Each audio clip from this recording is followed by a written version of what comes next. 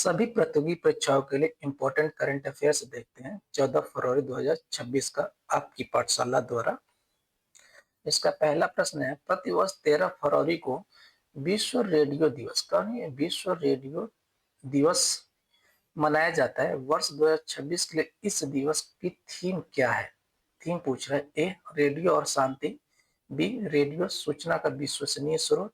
सी, radio जानकारी देने, मनोरंजन करने और शिक्षा देने की एक सदी। या डी, डिजिटल युग में रेडियो। तो इसका थीम है ये ऑप्शन सी है, रेडियो जानकारी देने, मनोरंजन करने और शिक्षा देने की एक सदी। ये इसका थीम।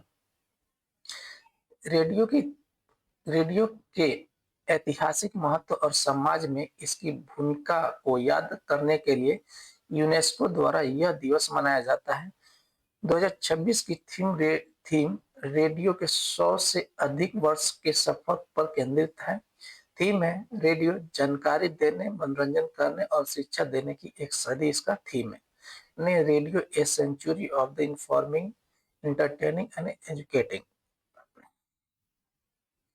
अगला प्रश्न देखते हैं, 13 फरवरी को भारत में राष्ट्रीय महिला दिवस किसकी जयंती के उपलक्ष्य में मनाया जाता है? ए, इंदिरा गांधी की। बी, सरोजिनी नायडू। सी, सावित्रीबाई फुले। या डी, मदर टेरेसा। किसके जयंती के उपलक्ष्य में मनाया जाता है? ये मनाया जाता है, ये सावित्रीबाई फुले के उपलक्ष्य में मनाया जाता है राष्ट्रीय महिला दिवस। ये नहीं है, ये है सरोजिनी नायडू। Option B. भारत कोकिला के नाम से प्रसिद्ध सरोजिनी नायडू की जयंती 13 फरवरी 1889 को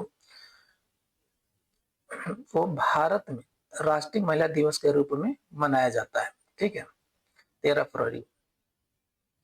वे भारत की पहली महिला राज्यपाल थी। अगला प्रश्न है, हाल ही में केंद्र सरकार ने पीएम मत्स्य किसान समृद्धि उपयोजना के तहत कितने करोड़ रुपए के निवेश की मंजूरी दी है? ए, 2000 करोड़ रुपए। बी, 4000 करोड़ रुपए। सी, 6000 करोड़ रुपए। या डी, 10,000 करोड़ रुपए। तो कितने? 6000 करोड़ रुपए निवेश करने की मंजूरी दी है। केंद्र सरकार ने पीएम मत्स्य किसान समृद्धि उपयोजना के तहत 6000 करोड़ रुपए के निवेश को मंजूरी दी है। इस उप योजना का उद्देश्य मछली पालन क्षेत्र में लगे सूक्ष्म और लघु उद्यमों को औपचारिक बनाना, उनके लिए बीमा और डिजिटल सुविधाओं का विस्तार करना है। अगला प्रश्न देखते हैं, नवाचार सूचकांक 2026 के अनुसार उत्तर पूर्वी और पहाड़ी राज्यों की श्रेणी में किस राज्य ने प्रथम स्थान प्राप्त किया है? ए, सिक्किम। बी, उत्तराखंड। सी, हिमाचल प्रदेश। या डी, मणिपुर। कौन है ये? उत्तराखंड है जो श्रेष्ठ उत्तर पूर्वी और पहाड़ी राज्यों की श्रेणी में प्रथम स्थान प्राप्त किया है उत्तराखंड। नीति किसने जारी किया? नीति आयोग ने इसको जारी किया, नवाचार सूचकांक 2026। नीति आयोग की रिपोर्ट में उत्तराखंड ने अपने शैक्षणिक बुनियादी ढांचे और स्टार्टअप के लिए अनुकूल वातावरण के कारण पहाड़ी राज्यों में शीर्ष स्थान प्राप्त किया है। अगला प्रश्न देखते हैं, हाल ही में इसरो ने समुद्र की निगरानी के लिए किस उन्नत उपग्रह के प्रक्षेपण की घोषणा की है जो चक्रवात की भविष्यवाणी में सटीक डेटा देगा? A, Oceansat 3।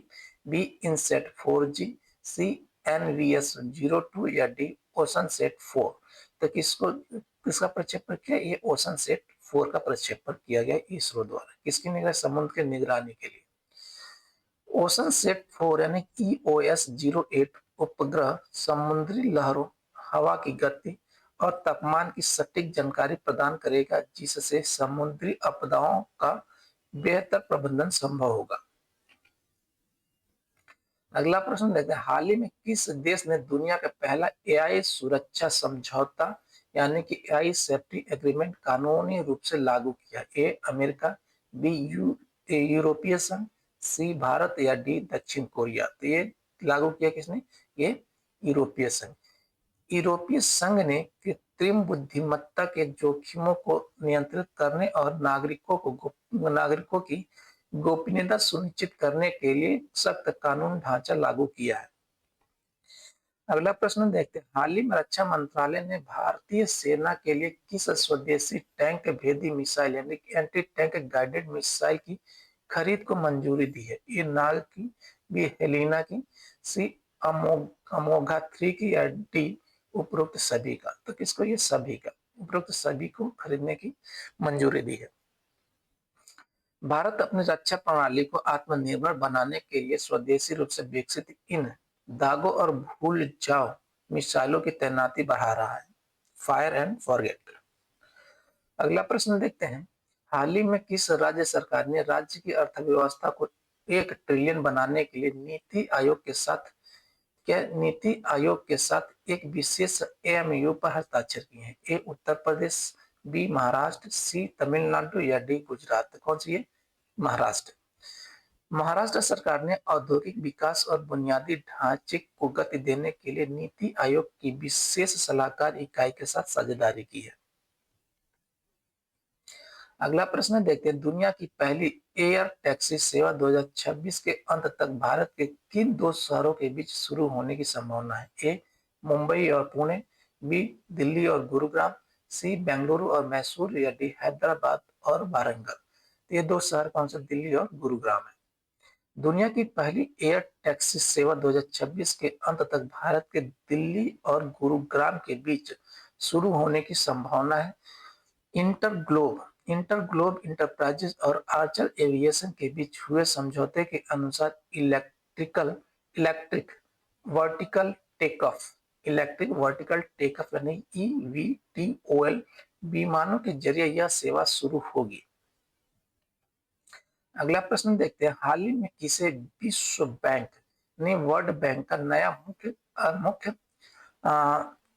अर्थशास्त्री नियुक्त किया गया है?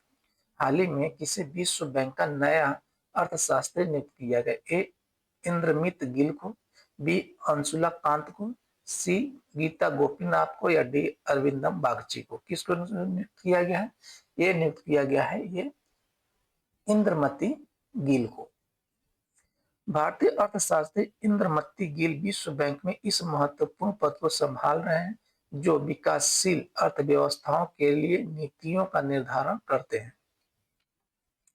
अगला प्रश्न देखते हैं, हाल ही में चर्चा में रहा अमृत भारत एक्सप्रेस किस तकनीक पर आधारित है जो इसे तीव्र गति और स्थिरता प्रदान करती है? ए मैग्लेव तकनीक पर, बी पुश पुल तकनीक पर, सी हाइड्रोजन सेल तकनीक पर, या डी वैक्यूम ट्यूब तकनीक पर? तो ये किस तकनीक पर आधारित है? ये है पुश पुल तकनीक पर आधारित। Amrit Bharat express push pull तकनीक पर आधारित है जो इसे तीव्र गति और स्थिरता प्रदान करती है। इस ट्रेन में आगे और पीछे दोनों तरफ इंजन होते हैं जो इससे तेजी से गति पकड़ने और झटके मुक्त यात्रा सुनिश्चित करने में मदद करते हैं। अगला प्रश्न देखते हैं, एशियाई लॉन बॉल्स चैंपियनशिप 2026 में किस देश ने पुरुष युगल में स्वर्ण पदक जीता है? A Bharat, B Malaysia, C Thailand, या डी दक्षिण कोरिया? ये भारत है। ठीक है, भारत ने पुरुष युगल में स्वर्ण पदक जीता किसमें? एशियाई लॉन बॉल्स चैंपियनशिप 2026 में। भारतीय खिलाड़ियों ने शानदार समन्वय दिखाते हुए मलेशियाई टीम को हराकर अपना दबदबा साबित किया। अगला प्रश्न देखते हैं, हाल ही में किस भारतीय संस्थान ने स्वदेशी एआई चिप यानी इंडिजिनियस एआई चिप विकसित की है जो डेटा प्रोसेसिंग की गति को 10 गुना बढ़ा देगा? A IIT Delhi, B IIT Madras, C IISc Bengaluru, या डी आईआईटी बॉम्बे? तो कौन है? ए आईआईएससी बेंगलुरु है जिसने स्वदेशी एआई चिप विकसित किया जो डेटा प्रोसेसिंग की गति को क्या 10 गुना बढ़ा देगी। आईआईएससी बेंगलुरु ने स्वदेशी एआई चिप विकसित की है जो डेटा प्रोसेसिंग की गति को 10 गुना बढ़ा देगी। शक्ति प्रोसेसर के बाद यह नई एआई चिप भारत की सेमीकंडक्टर आत्मनिर्भरता की दिशा में एक बड़ा कदम है। अगला प्रश्न देखते हैं, हाल ही में निधन हुए डॉक्टर आर अच्युतन का संबंध किस क्षेत्र से था? ए परमाणु ऊर्जा से, बी अंतरिक्ष विज्ञान से, सी हृदय रोग विज्ञान से, या डी पुरातत्व आर्कियोलॉजी से? किससे संबंधित है ये संबंध था इनका? पुरातत्व से यानी कि आर्कियोलॉजी से। डॉक्टर अच्युतन ने दक्षिण भारत के प्राचीन मंदिरों और लिपियों के संरक्षण में महत्वपूर्ण भूमिका निभाई थी। थैंक यू जी, धन्यवाद।